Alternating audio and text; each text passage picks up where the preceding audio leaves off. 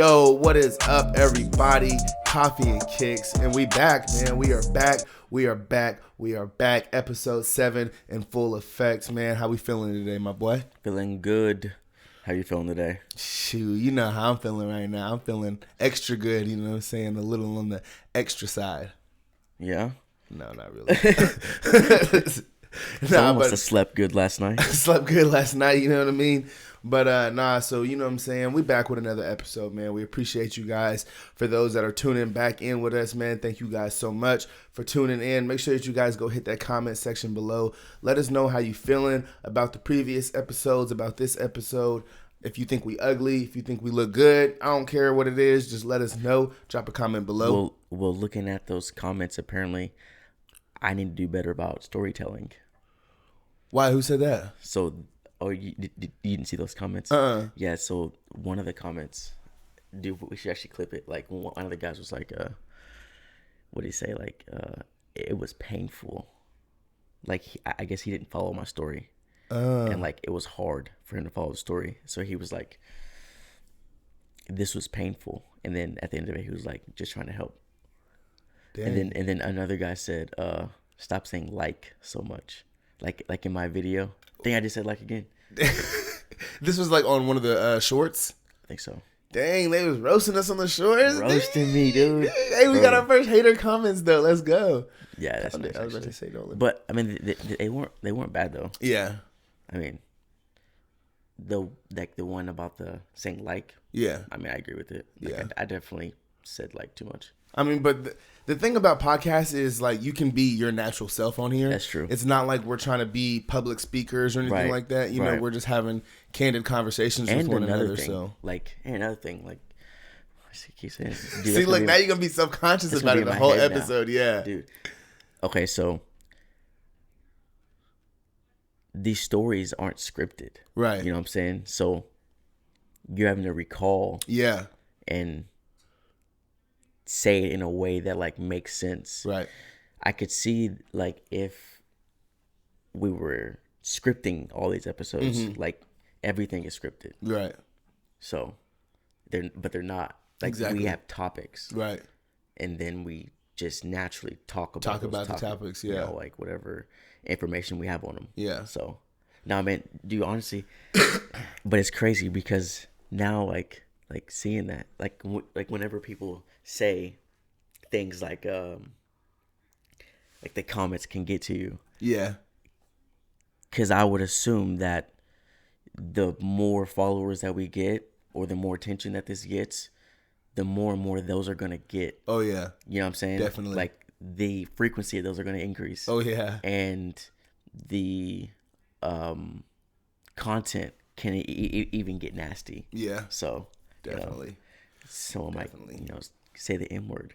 Dude, that's it. So speaking of saying the N word, bro, that was actually one of the topics that I had for today. Honestly, that would be. I mean, I would invite it because that would just give content. Yeah, more content to make on that. Yeah, literally. Like, go ahead. But so I just want to know how you feel about this, right? Because I'm sure this has probably happened to you at some point in your life. Yeah. But so I was at work the other day, right? Sitting there working, and there's another guy that is like a Lyft driver, so he doesn't quite do what I do, but he's still like around us, you know. Mind you, I've never really talked to this dude like that, you know what I'm saying? Like, we're not really like cool like that, you know what I'm saying? We don't really talk, you know. If we talk, it's about work, you know what I'm saying, or something like that. So he comes up to me out of nowhere, and he goes, "Hey, I got a joke for you." And he goes, "How do you find Will Smith in the snow?" And I was like, "I don't know. You slapped the Chris Rock out of him or something." And he was like, "No, you look for the Fresh Prince." And so I'm like, "Oh, you know what I'm saying? That's funny." And then he was like, I got it, Fresh Prince. Yeah. So I was like, all right, that's funny, whatever, you know. And then he goes, "Have you seen?" He's like, "You look like you're old enough to understand that joke." He's like, "I told it to my daughter, and she didn't understand it. She was like, I'd never seen that before." And I'm like, so I asked him, I'm like, "Oh, so she hasn't seen like the reboot?" You know what I'm saying? I'm just trying to make conversation. I'm like, "She hasn't seen the reboot or whatever, you know, it's pretty good, da, da, da." And he's like, "Yeah, I've watched a few episodes of it." And he's like, "I like it." And he's like, "I especially like the part where whenever he was at school and they started throwing the N-word around and stuff, and then he just beat everybody's ass. And then like, he's just like, from then, bro, it like as soon as he said that, I knew where the conversation was going. You know what I'm saying? I knew he was about to take it to that point of like explaining how unracist he is and how much he hates racism and all this other stuff. And so then I like tried to steer the conversation away. You know what I'm saying? I'm like, yeah, you know what I'm saying? I really like the reboot. You know what I'm saying? I like how it's like modern times, you know, they make it kind of more like of today's speed and stuff, you know, whatever. And he goes, and then he just completely just like diverts and goes right back. You know what I'm saying? He's like, yeah, man, especially with that racist stuff, man, like that stuff is just, man, I just hate racism so much. And like, he just starts explaining to me like how much he hates racism and like how people shouldn't say the N-word and all this other stuff. And like literally just like is holding me up like to tell me all about this. And this is a coworker? Yeah. And then he goes on to tell me some story about like some other guy that used to work there that told him how he fought the KKK when he was like 15. And he was like, man, if I was there, man, I would have been fighting them right there with you. And like, I'm just like, bro, why are you telling me all this? You know what I'm saying? Like, it just, it feels weird to me whenever people go out of their way to like explain to me how racist they aren't. Whenever there was no like racism present, you know what I mean? Like, it's just like, it's almost like overcompensating. You know what I mean? Like, why are you even like bringing this up? You know what I'm saying? Like they're trying to make amends for something or make themselves feel better about something. So like, I just want to know like, what do you feel about it? Because like, it made me feel very weird, and I wanted to ask him like, I mean, I definitely don't see anything wrong with not being racist, but I think I definitely don't care for unnecessary virtue signaling. Yeah, which is essentially what they're doing. You're just like talking about like how you're not this or how you're so good at that. And it was just like uncalled for. It was very uncalled for because like I could understand if like maybe they just got out of a conversation with another coworker that they were accused of being racist, and then they saw maybe you, so. And it was like, this is where I can make amends. Maybe so, but there's like really no other people of race even in our like department like that would have even been on shift at the time. You say people of race? Or people of color. Don't clip me right there.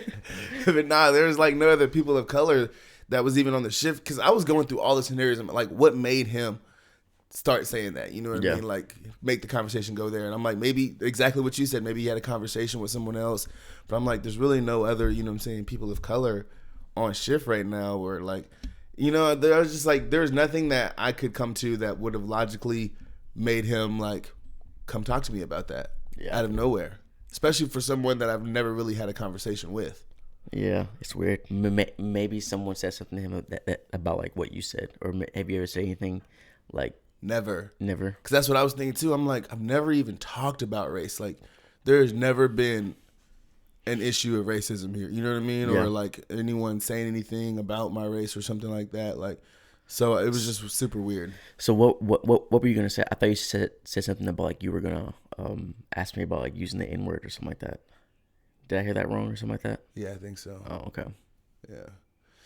But no, it's funny though, like, cause on that tip, like, and I understand, like, sometimes I have friends of mine, and like, they are self-conscious about it, you know what I mean? And so like, not self-conscious about it, not self-conscious. That's not the right word to use. Like, they're just aware, you know what I'm saying, that they like, if they say something that could be like, that they think I could like take racist, you know what I'm saying? Like, they're quick to be like, bro, I didn't mean it, like, you know what I'm saying, like that. And like, I don't really, you know what I'm saying, check them for that because I'm like, I know that you're like a genuine friend, you know what I'm saying? Like, you're just trying to let me know. Oh yeah. But even then, sometimes I'm like, but still, bro, you can chill, bro. It's cool. Like, I'm not gonna take everything racist, bro. Like, I know you. Dude, you know what I mean? That's literally, I mean, that's something that I experienced recently. Like, white man, you know, explaining something. He was explaining about like how good of care he got, but like the people that were giving him care were Africans, and like he almost like made it almost like unnecessarily awkward to say that, and it was just like, you can say that, right? Like, you can point out their race, that doesn't make you racist, right? You know what I'm saying? Yeah. Like, and then there was another instance where someone else was basically talking about how diverse the place was that they lived, and like made it awkward by stating that was a fact, you know, like saying that where she lived had a lot of blacks, lots of Mexicans, you know, like, and like, but like made it awkward by saying that. And it's just like, this is where we come. with like race and stuff like that. Yeah. And it's just like, I don't know. It kind of feels unnecessary. Right. Like it just feels He's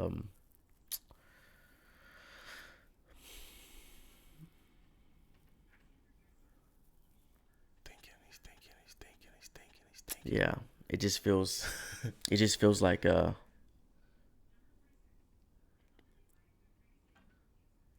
everything is just too touchy. Too touchy, yeah. Like when it comes to that, like you shouldn't have a problem with just, or there shouldn't be an issue with someone stating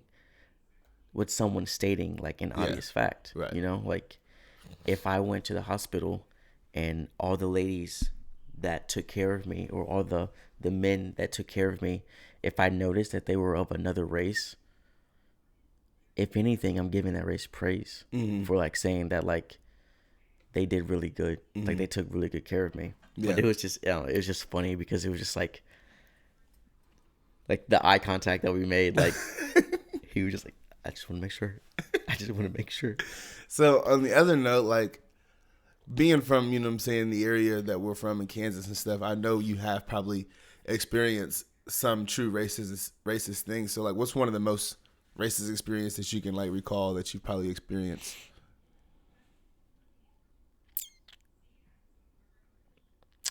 Dude,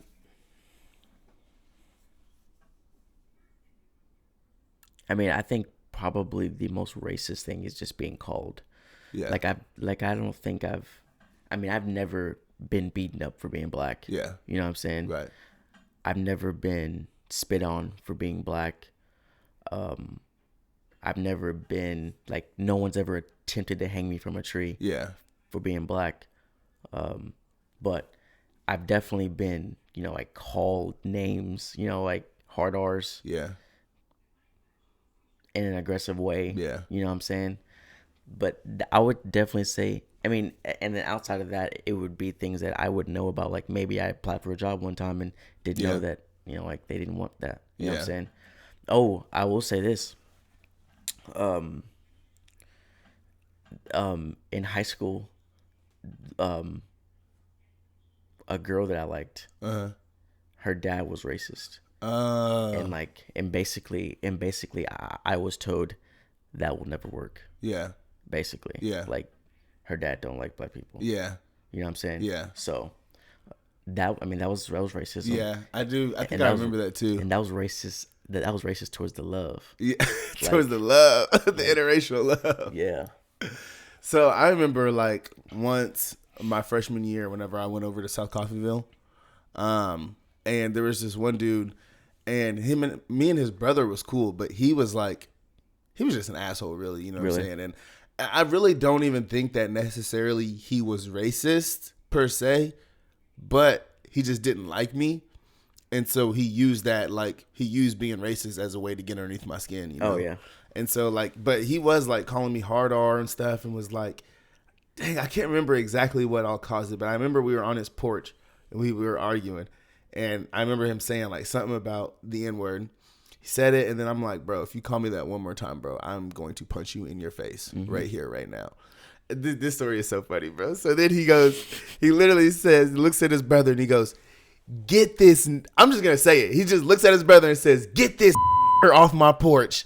And as soon as he said it, I'm like, all right. I turned around and just boom, really? Dude, punched him right in the eye, bro. His eye instantly like blacked up, bro. The funniest part about it was his brother, bro. As soon as I punched him, his brother just goes, oh, you just got punched in the face by a black dude. Ah! Are you serious? And just starts dying laughing, joking. Bro. Yes, bro. Wow. Just starts clowning his brother, bro. It's just like, oh, that's what you get. That's what the fuck you get. Just like starts going off on him, bro. It was so funny, really? Bro. And we just ended up, and then he actually did like after like we got in the car and stuff, because you know what I'm saying, at first he just kind of like stood there and was just like yelling at his brother, arguing with him and stuff. And then we got in the car, and then like he did kind of try to come over there and like spit through the window and shit. Really? But it didn't get on me though, so I was like, it was just funny though. But that was definitely one of the most racist experiences that I probably ever experienced, and it was pretty crazy, bro. Like being in South Coffeyville was like, a cesspool of just, you know what I'm saying, like Yeah. low key, like people that maybe weren't, like I said, even all that racist, but just didn't like me for a number of reasons. You know what I'm saying? There's dudes over there that didn't like me because some of my cousins had beat them up at a party or something. You know what I'm saying? Yeah. There was other dudes that didn't like me for whatever reason because that kid didn't like me and they were friends or whatever. Right. So, but I do remember the one good thing about being over there, though, and the thing that I'll always remember and appreciate is like the principal over there really made it a point to be like, yo, if anything is happening here, tell me. You know what I'm saying? I know how it is over here. Like, I went to school here. You know what I'm saying? Like, my kids go to school here. You know what I'm saying? I've been here my entire life. Like, I know how it is. So if anything is happening, like, tell me. And so, like, he would literally, like, come pull me out of class. Like, in the middle of class, just come to class and be like, I need to speak with JL. And I'd be like. And just ask you about, like, how things are? Yeah, and then he would just come and this sit is me where? down in South Coffeeville. Okay. Yeah.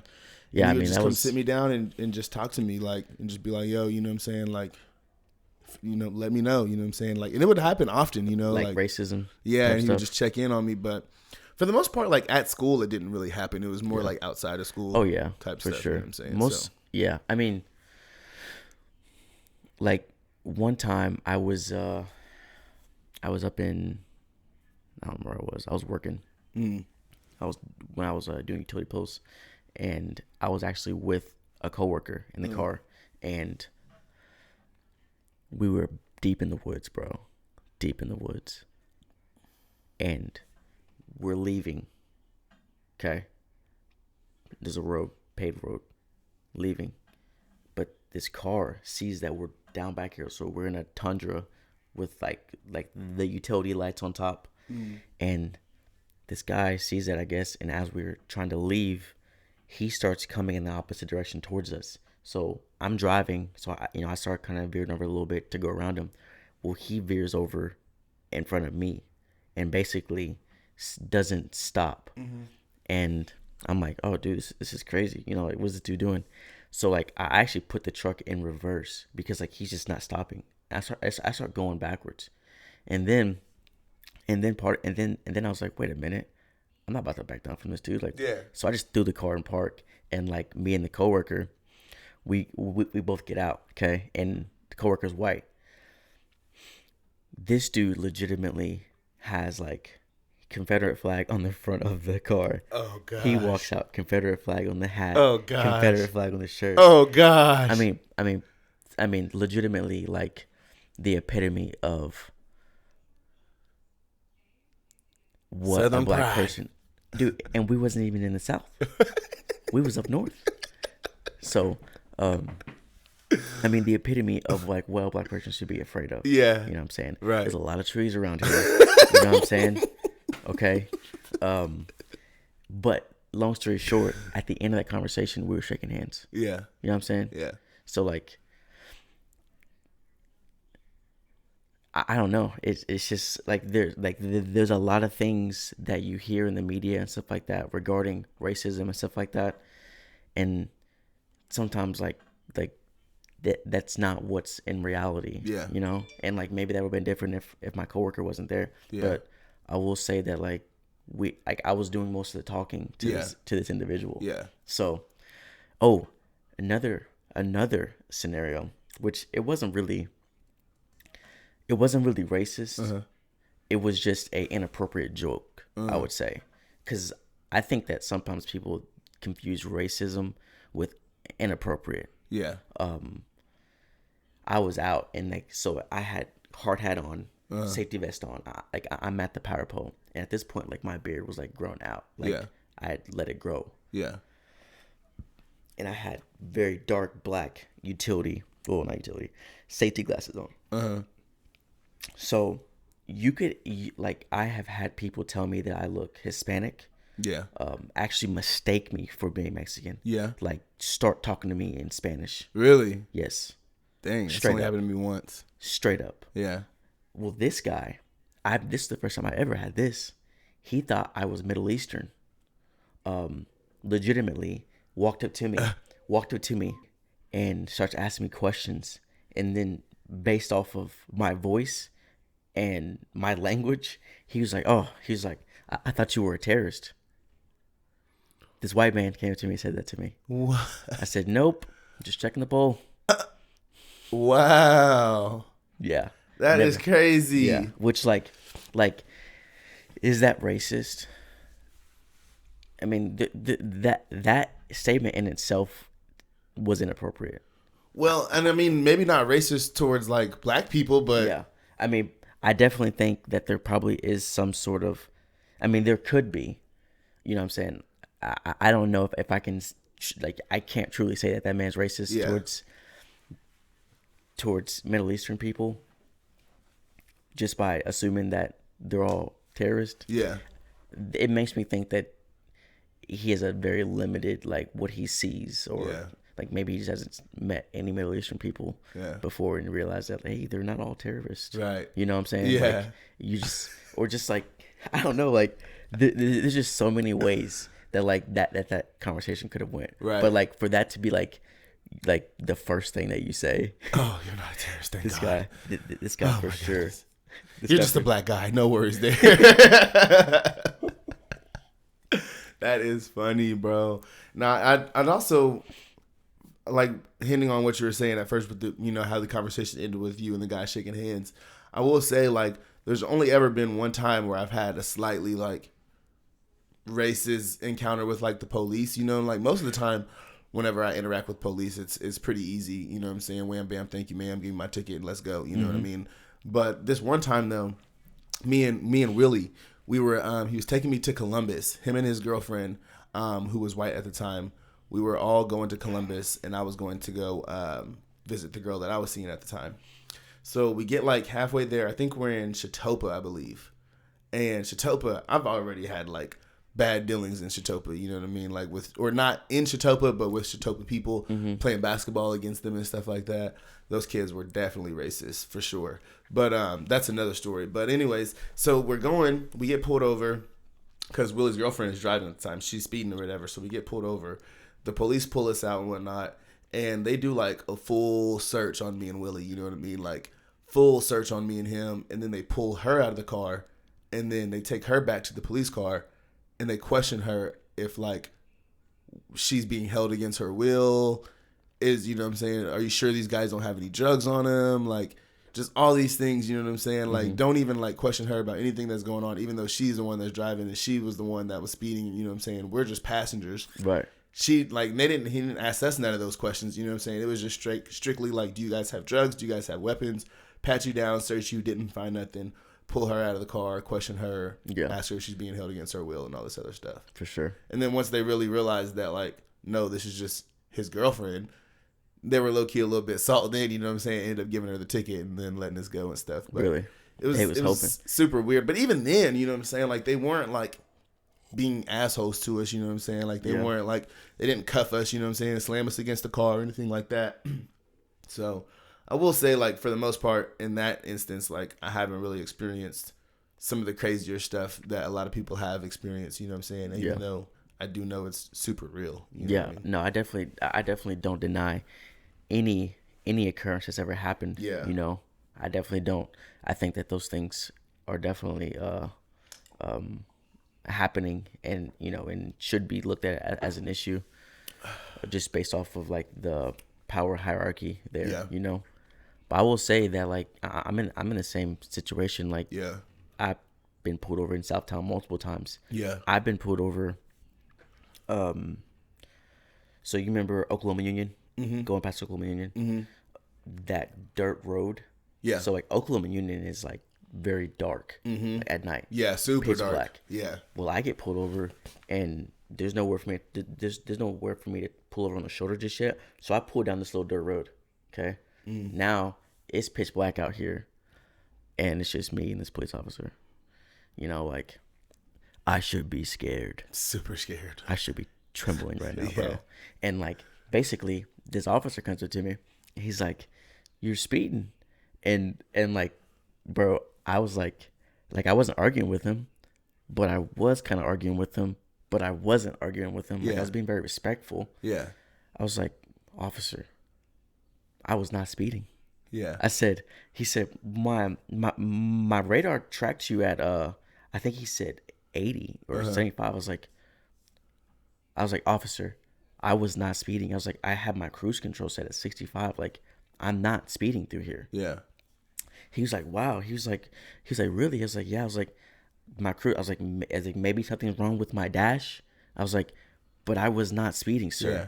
You know, but basically just like being sincere because I really wasn't You like really speeding. weren't speeding, or you were just trying to get up the ticket? No, I wasn't speeding. Like if I do wrong, Yeah. I'm going to admit to my wrong. You know what I'm saying? Yeah. Because I have been pulled over going 80 in a 65. Yeah.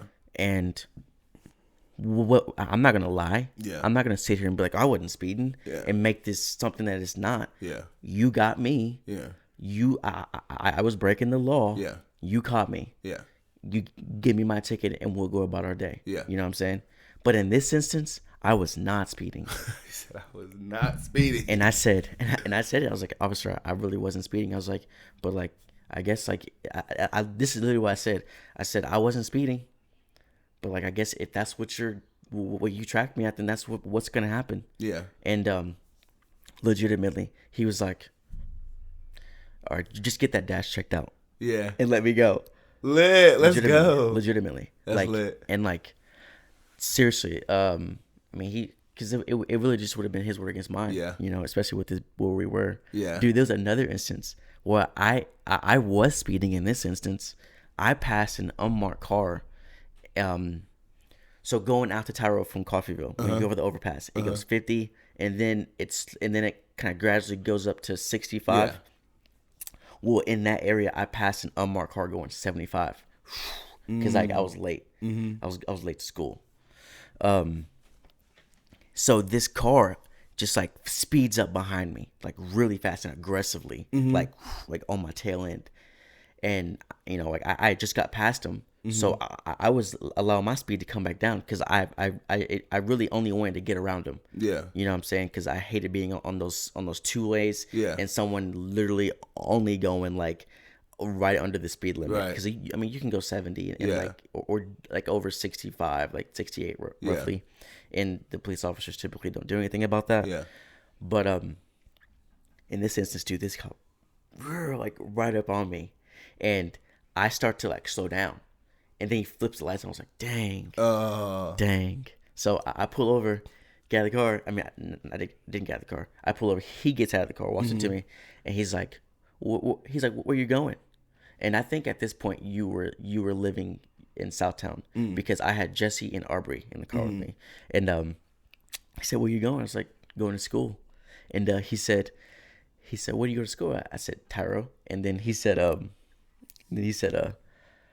you're going kind of fast, and basically was just like, slow down, and just let me go. Dang. Like that was probably my shortest traffic stop. Really? Yeah, because it was just like, as soon as I told him where I was going, I was like, he was just okay, slow down. Yeah, and was cool about it. Lit. Like, what do you feel?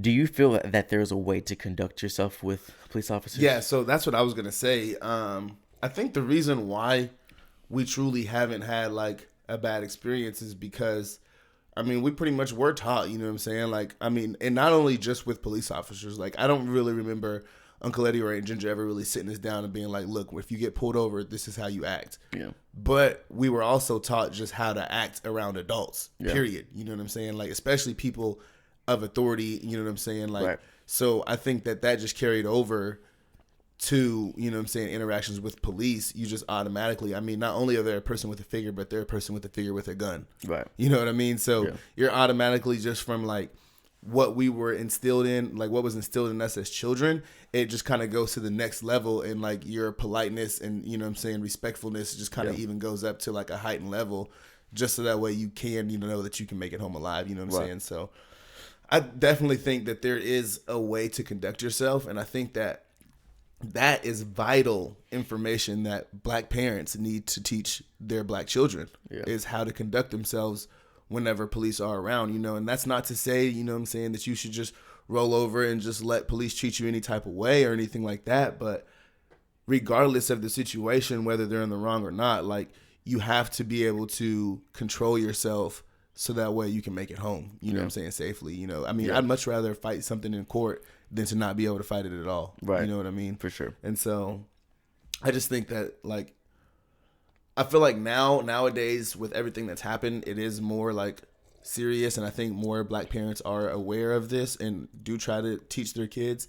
But I think there's a serious lacking still, especially in like the inner cities, the urban areas where black people aren't really teaching their children how to act around police. You know what I'm saying? Right. They kind of have this attitude of like, well, the police can't tell me nothing. You know what I'm saying? Can't nobody tell me nothing. You know what I'm saying? But at the end of the day, they can take your life, you know what I'm saying, and get away with it. You know what I mean? And that's, I think it definitely in those scenarios, the like police community relationship needs to be a little bit more mended.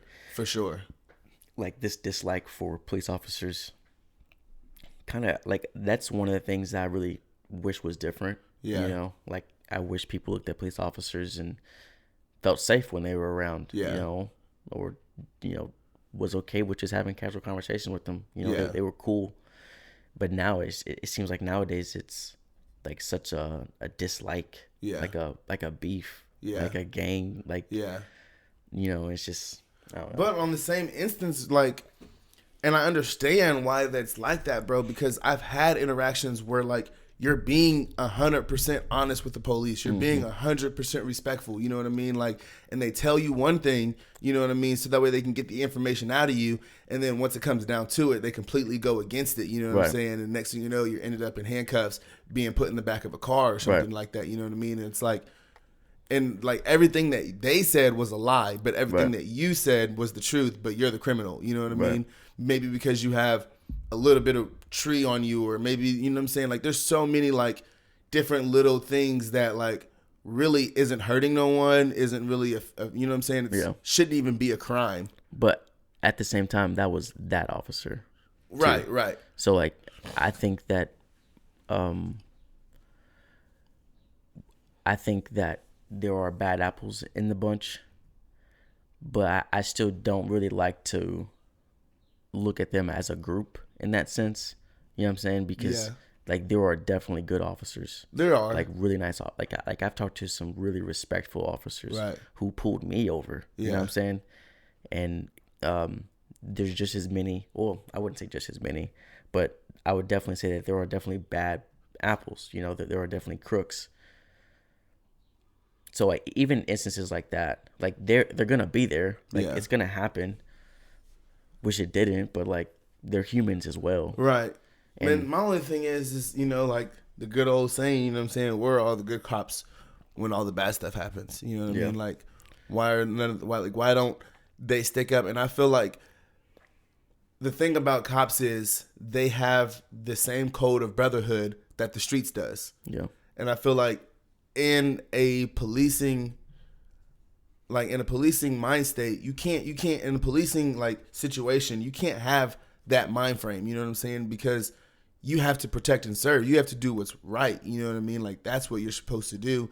And police have a lot of times this way of like protecting each other, you know what I'm saying? Like they're one of us, you know what I'm saying? They're part of the brotherhood. Right. And so they don't want to be a whistleblower. They don't want to tell on one of their own. Yeah. And if they do, you know what I'm saying? A lot of times they're blackballed, you know what I'm saying? They're all these other different things. And so like that is something like, how can the police expect us to work with them whenever we're supposed to be the criminals? You know what I'm saying? Like, I'm not saying that we're supposed to be the criminals, but like they are the criminals. You know what I'm saying? Like you're supposed to be the opposite of the criminal. So how can you have this same code of conduct that the criminals have? You know what I'm saying? Like what's more different than you? You know what I'm saying? You do criminal activity and no one says anything about it. But whenever, you know what I'm saying, Lil JJ kills Lil Ricky and the streets don't want to tell you nothing about it, you know what I'm saying? You mad. You know what I'm saying? You trying to take Lil JJ's cousin, his mama, and everybody else to jail, you know what I'm saying, to get information. Yeah. You know what I'm saying? And so I feel like they really have to do away with that, like, that mentality of, you know what I'm saying, protecting one another. You know what I'm saying? If it's right, then, you know what I'm saying, protecting one another, of course. But if someone's doing wrong, then they shouldn't be protecting each other. Yeah. Like I definitely don't think that they should have that type of immunity. Yeah. From like being able to, because you definitely are in a position of power, you know, and I think that you can definitely abuse that power easily and quickly. Yeah. You know, and that's where the good guys come in. So did you see that that thing here recently with the Oklahoma City police officer. Oh, what happened? So he basically did exactly what I'm talking about, except the opposite. You know what I'm saying? Like how they protect each other. He did what was right. You know what I'm saying? There was a police officer, a captain actually, that he pulled over that was drinking and driving. Wait, and the captain pulled over another no, officer? a regular officer pulled over a captain. Oh, really? Yeah, he was just like regular. You know what I'm saying? Driving, pulled him over. Realized it was one of the captains on the force, and he was drinking. And he was like, the captain was like trying to get him like to turn off his body cam, and was like, please just turn off your body cam. Like, let me just talk to you. You know what I'm saying? Like, let me just talk to you. You know what I'm saying? And the officer was not going for it. He was like, I can't turn off my body cam. Like, you know, you're doing wrong. You know what I'm saying? Like, you know what's about to happen. Yeah. Basically. And that's what's up. Took him to jail. Yep. Took him straight to jail, bro. Did not turn off his body cam. Actually, I think he did end up turning off his body cam and talk to the guy. But he still ended up taking him to jail regardless. Like, once the body cam came back on, he put him in cuffs and took him to jail still. So I was like, you know what I'm saying? It was pretty big story. Like, that's actually pretty good. Yeah, I was like, dang, that's... those are, I mean, I wish that things like that got posted too. You know, which they do. Like, I definitely see. And that's how we found out about it, from, you know, TikTok and other things like that. Like, they had the body cam footage or whatnot. It was in OKC? Yeah, here in Oklahoma City. Dang, that's crazy. Well, we're not in Oklahoma City, though. I guess that's true. Yeah. In another remote location. Not in Oklahoma City, I promise. But bro, dude, 6ix9ine got beat up. Dude, yeah, 6ix9ine got beat. That's a good one right there. So, did you see the video of it too? I saw a little bit of it. Yeah, a little bit of it. So I'll go ahead and pop the video up here for you guys, so that way you guys can see it. I'll give you guys a quick second. I don't know how long the video is, so if I'm still talking, then just listen to the video. So I guess he was jumped in the men's locker room. Yeah, the men's locker room. Let's see here. I see he got some pretty. Let's put up some pictures right there too. Okay. He sustained some pretty severe injuries. Yeah. I mean, let's see how severe though. I mean, Yeah, I mean, definitely. If you look at his face in these pictures here, you can see like he's bloody. You know what I'm saying? Yeah, like they knotted him up a little bit. They were hitting him. They were hitting him. They were definitely putting hands on him. Yeah, and feet apparently. Oh, dude, he was. Yeah, this picture, he's kind of leaking. Yeah, he's leaking blood. Yeah, he was definitely leaking. I'm surprised. I'm just really surprised that he would, you know, be out there without security. I mean, maybe he just thought that he would be okay. Dang, he ain't got no shoes on or nothing. Nothing, bro. They stripped him and stuff. I'm surprised that it's just now happened. Honestly. Yeah, I mean, me too. Like yeah, I mean, didn't he get out of jail from COVID precautions? Basically, I think so. Something like that. Wasn't he released? I don't really know all the logistics of it. Do you think that's crazy? Do you think they should have let out prisoners for COVID? Yes and no. Like even the ones who were like serial killers. No, you gonna have to just fight through COVID. If COVID takes you, that's just how you're supposed to go. Yeah, I think I'm more than I can too. Because look, I understand that this is serious. Yeah, but so are you. You might take just as many people as COVID. Yeah. So we not taking that risk. No. Yeah, no. Like so. the serious offenders, I mean, they just gonna have to fight through it. You know what I'm saying? You're in prison. You know what I'm saying? There's all type of diseases and stuff and other deadly stuff that you got to fight through. So, but like the people that had like minimal charges, you know what I'm saying? Like maybe minor drug charges, you know what I'm saying? Maybe repeated traffic offenses and stuff. I mean, you can go to prison for repeated traffic offenses. You know what I'm saying? Type thing. So, like little charges and stuff like that. Like, but then what? So like they just get to go free and they just get to end their sentence early? I mean, I feel like they should probably maybe get like extended parole or something like that. Like say if, you know what I'm saying, you were going to get out, like, or basically the rest of your sentence that you had, you should have to be on parole, you know what I'm saying? Like a supervised, you know what I'm saying, parole type of thing. Or maybe, you know, did they get to go out for a little recess and then they got to come back? Nah, I can't. Nah. Because if that's the case, don't even send me home. Because if I go home, I'm not coming back. You got to catch me and bring me back, bro. I would. I mean, I guess if they told me that I get a little recess. No, I don't want no recess, bro. I just want to finish this time. Because how long is your recess gonna be? 2 years. But yeah, so it looks like. Let's see. Let's look at what injuries he sustained. They probably ain't gonna have no like. I mean, it probably wasn't nothing super serious. You know what I'm saying? Besides bloody lip, fractured orbital bone. That's what it says for real, or is that what you're just saying? That's what I'm saying. I mean, that would be easy, especially like I see that he has, looks like lacerations across the face. So, I mean, he easily could have. They easily could have fractured his orbital bone. Could have, but I doubt they did though. Yeah, I mean, the orbital bone is pretty robust. But nah, how do you feel about 6ix9ine though? Like, just about him in general, all his antics, everything he does. Let's just let's call him what his name is, Daniel Hernandez. Daniel Hernandez. Yeah, but okay, how do you feel about him though? So here, this is from Newsweek. I don't know how reputable this is, but they're saying rapper 6ix9ine suffered fractured ribs and a blood clot in his eye after being assaulted at a gym in Florida. The 26-year-old rapper's attorney Lance Lazaro confirmed his client's injuries as well as scratches to his face as a result of the attack. The alleged assault against the rapper, whose given name is Daniel Hernandez, took place in South Florida on Tuesday at a branch of an LA fitness gym chain. Dang, I wonder if someone was in there. Like, how'd y'all know? Were y'all following him? Like, how'd y'all know he was in there without security? Like, what if someone was in the gym working out and it was like, it was like, hey, yo, Daniel in here. Daniel in here. And there ain't nobody around him. They could have just been some dudes working out. I mean, hey, gangsters work out too. Bro, he had cuts to his face, blood clot in the eye, bruises, fractured ribs. Employees heard that the disturbance and the perpetrators fled. He said police in South Florida were called and he was transported via ambulance to a local hospital. Nah, the fractured ribs I definitely do believe, because that video that I seen, it definitely did look like that dude stomped the shit out of him on his side. It says the rapper, so he hasn't spoken publicly about it. I mean, dude, that's gonna hurt, man. Fracture, every breath he takes is gonna hurt now.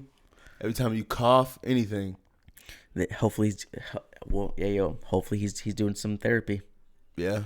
Actually, depending on the severity, he would really just want to make sure that he's doing some breathing exercises. Yeah. That's what I would do, just to make sure that at those ribs keep their ability to expand and then recoil back in, because like that's what you don't want. Like you're gonna have to breathe into that pain a little bit. Yeah. Because like if you only go up to where the pain starts and then stop, that might not be as much chest expansion that you need. Of course, like back off of it, but you're gonna want to push into that pain a little bit, not too much, because too much, it's tough. Yeah.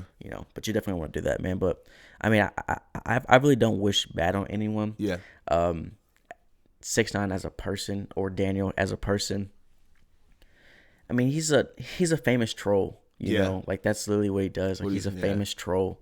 So I mean, these type of things are gonna happen to people who, I mean, he essentially took on the street credit of this, street gang. Yeah. And utilize their clout to make him look like a person that he's really not. Yeah. And people like that, I understand that you're gonna be there. I don't really respect that type, of behavior. Yeah. Because I just think that like you should be the person that you are, and like if you're not really about the life that you're talking about, I got a problem with that. Yeah. Like I got a problem with that. So, I mean, like I said, like I don't wish ill on anyone. Like it sucks that this happened to Mr. Hernandez, but but it's just these things. But like I said, you play with fire, you're gonna get burned. So, do you think that you could like be a troll without like necessarily warranting those things happening to you? Like, you know what I'm saying? Is there like a line that you should can't cross? It's the level of troll that you are. Yeah. Like it's the level of troll that you are. Right. Like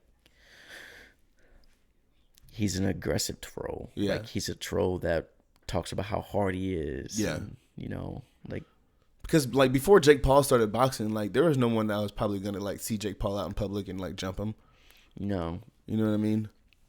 Maybe because they were just annoyed with him more than anything. Yeah. Mr. Hernandez here is just like, his level of trollness is disrespectful. I mean, to a certain group of people, and the group of people that he is messing with is the type of people that don't care about the law. Well, and not only that, but dude, he like trolls everyone. You know what I'm saying? Not even just like the gangsters and stuff, but like they were at a baseball game or whatever, and apparently he's like half Mexican, half Cuban, Puerto Rican, half Mexican, half Puerto Rican. Yeah.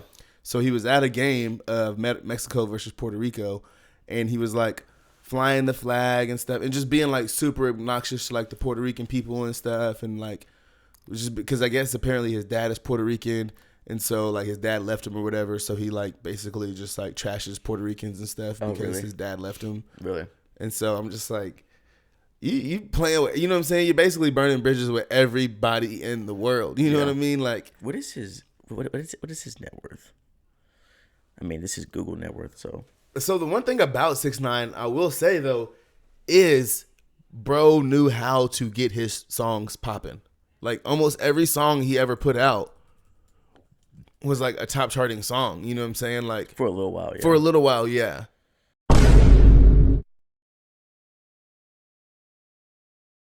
But anyways, man, I think that's it for us today.